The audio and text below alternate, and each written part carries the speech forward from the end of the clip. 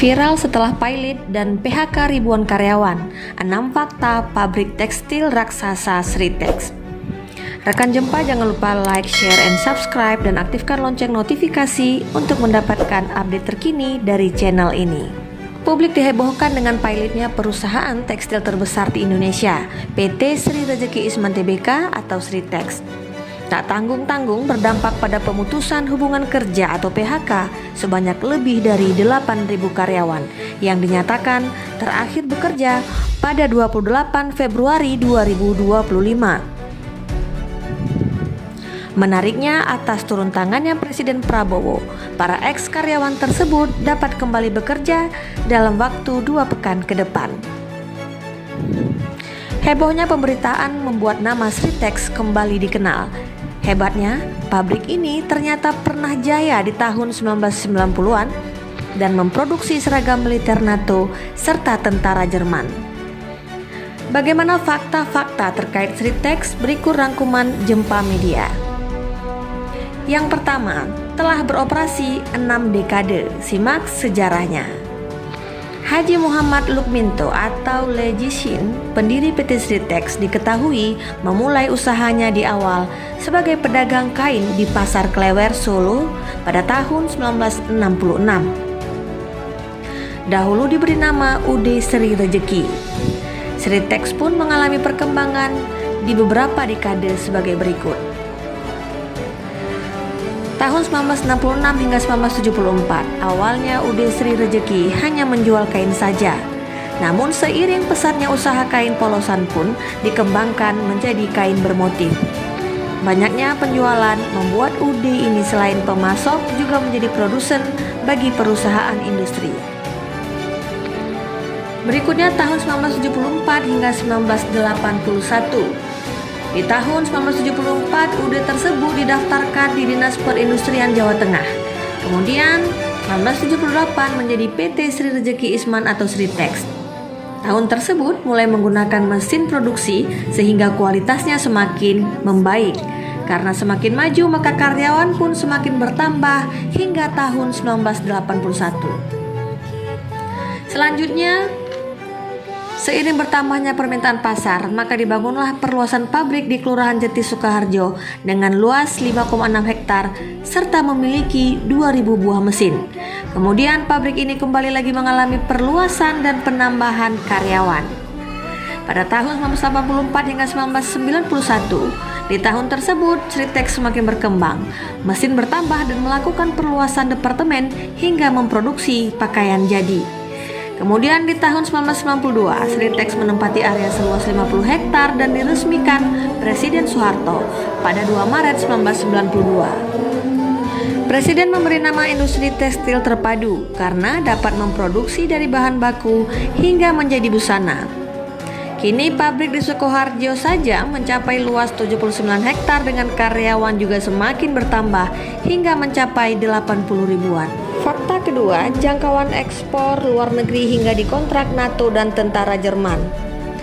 Di masa kejayaannya, Sritex sebagai pabrik tekstil terbesar di Asia Tenggara mengikuti program pemerintah dan memiliki jangkauan ekspor ke negara Asia, Amerika, dan juga Eropa.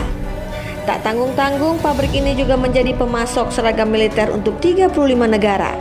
Pada tahun 1994, Sritex mendapat kontrak strategis, yaitu memproduksi seragam militer untuk NATO dan Jerman.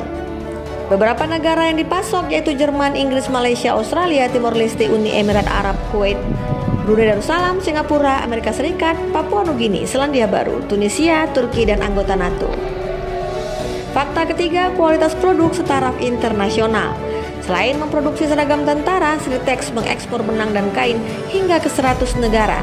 Dalam setahun, Sritex memproduksi 1,1 juta bal benang, 179,9 juta meter kain mentah, 240 juta yard kain berwarna, serta 30 juta potong pakaian jadi dan seragam. Selain permintaan seragam militer oleh TNI, pada 1990, Sritex juga membantu pengembangan hovercraft milik TNI AD, tenda dan ransel militer.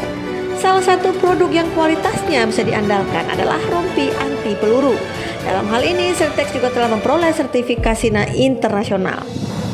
Presiden Direktur Sritex Iwan Kurniawan Lukminto, sebagaimana dilansir Tempo, juga mengatakan spesifikasi militernya sampai level 4, yaitu laras panjang dan serang jarak dekat. TNI juga memakai. Fakta keempat yaitu pilot aset dilelang guna pembayaran hutang. Setelah pandemi COVID-19, angka penjualan perusahaan anjlok pada 2020. Di sisi lain, beban pokok penjualan naik sehingga Sritex mencatat kerugian untuk pertama kali di pasar modal. Pada 2021, Sritex rugi bersih sekitar 15,4 triliun. Pada semester 1 2024, kerugian menipis menjadi 421 miliar rupiah. Kini kewajiban Sritex membengkak dari 13,43 triliun pada 2019 menjadi 26,2 triliun pada pertengahan 2024. Kemudian pada Sabtu 1 Maret 2025, Sritex resmi tutup usai diputuskan dalam rapat kreditur kepailitan Sritex pada Jumat 28 Februari 2025. Tak hanya di Sukoharjo, anak perusahaan lain dalam Sritex Group juga terdampak. Dengan total 10.669 pekerja terkena PHK sejak Januari 2025. Vonis pilot jatuh setelah pemasok mereka PT Indobarat Rayon menggugat Sritex lantaran tak membayar hutang. Fakta kelima, karyawan Sritex bisa bekerja lagi usai di PHK. PHK besar-besaran ini membuat Presiden dan jajaran Menteri turun tangan mencari solusi. Nurma Sadikin, kurator kepailitan, mengatakan pihaknya mengambil opsi sewa alat berat dan telah ada investor yang bersedia. Pengumuman soal pihak penyewa akan diumumkan dalam 2 minggu ke depan. Menurut Nurma, pihaknya berharap para karyawan Sritex yang di PHK dapat dipekerjakan kembali oleh pihak investor. Adapun Nurma juga belum bisa memastikan apakah semua karyawan yang dipecat PT Sritex bisa direkrut secara permanen oleh investor baru atau hanya sementara selama alat berat perusahaan tekstil itu disewakan. Selain itu, pihak kurator juga berjanji akan membayar hak-hak eks-karyawan yang terkena PHK. Fakta terakhir yaitu sosok Presiden Sritex yang humanis dan peduli hak anak. Presiden Direktur Sritex yaitu Iwan Kurniawan Lukminto. Ia merupakan anak keempat dari pendiri Sritex HM Lukminto. Ia lahir di Surakarta pada 22 Januari 1982. Iwan memiliki latar belakang pendidikan di bidang administrasi bisnis dari Johnson & Wales University di Amerika, juga Northeastern University dan Boston University. Sejak awal ia memegang berbagai posisi strategis di Sritex sebelum akhirnya diangkat menjadi direktur utama pada tahun 2023. Sedangkan istrinya Mira Kristina Setiadi sebagai direktur operasional. Kepemimpinannya di perusahaan tekstil terbesar di Indonesia ini membawa Sritex berkembang ke pasar global, termasuk memasok produk ke negara-negara besar. Di samping itu, Iwan Kurniawan juga sosok yang dicintai karyawannya. Terbukti dari video yang menunjukkan saat-saat perpisahan dengan para karyawan, banyak karyawan yang memeluknya dan menangis. Kemudian ia juga dikenal peduli terhadap isu-isu pemenuhan hak anak. Ada 23 kebijakan di bawah kepemimpinannya yang mengedepankan hak-hak anak, seperti tidak mempekerjakan anak di bawah umur, kemudian menyediakan ruang laktasi, serta menyediakan klinik bagi anak karyawan. Nah, demikian sederet fakta tentang Sritex yang cukup disayangkan. Sesuatu yang dulunya sebuah raksasa, kini mengalami kebangkrutan luar biasa. Semoga pemerintah Presiden Prabowo dapat mengatasi para karyawan yang di PHK.